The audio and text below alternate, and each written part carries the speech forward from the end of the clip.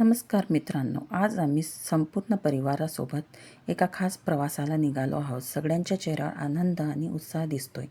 गाडीत गप्पा, हसत खेळत आणि वाटेत दिसणारा सुंदर निसर्ग त्यामुळे हा प्रवास आणखी खास झाला आहे. आम्ही आता गावाकडे जात आहोत, जिथे घरात आनंदात वातावरण आहेत. या प्रवासातील प्रत्येक सुंदर क्षण आम्ही तुमच्यासोबत शेअर करणार आहोत.